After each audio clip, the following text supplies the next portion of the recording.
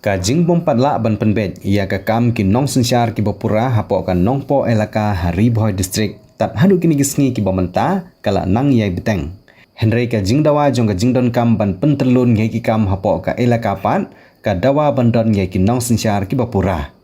Ha ka arpo Henry trik unai wing arajar arpsan ka Khasi Hills Autonomous District Council lengbau executive member bopet ia ka tenat elaka uba Denzil Reynard Chen. Ula IT ka kot jingai bor kabolong bantung yau acting sirdar hanong po elaka Hari Boy district.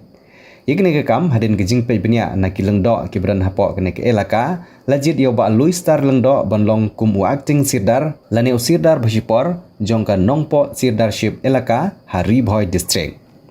Hagine ke jing IT ka kot jingai bor lane ka jing thung yau acting sirdar ka nong po sirdarship elaka nalaruba Denzil Reynard Chen ubade EM in charge katanat elaka laidon lang ro uba isenehing ubade EM in charge fishery haka jingdon lang jong ki officer ke KHDC lembat ki lengdo bat kumju ro ki nong yelam jong ka nong po sirdarship elaka hadin ga jingyo bor pat ban simti ye ketika kam uba Luis Star lengdo akum acting sirdar ubat thamai ula lumlang ye ki lengdo na kirat beper ki bahap hapo kene ka nong po sirdarship elaka haka arpo pratrik unai wing arhajar arpsan ban ye penbet ye ki kam hapo kene ke elaka bat ka bah khamat gede ki jingjit ya ki nong yelam ki bathamai kine ki kenthop ya uba Jedwin lengdo ubala syajit kumu secretary uba Vincent Makri ubala syajit kumu finance secretary lembat ki nyongut ki executive member ki bede ki lengdo jong ki raj ki bahap hapo ka nong po sirdarship elaka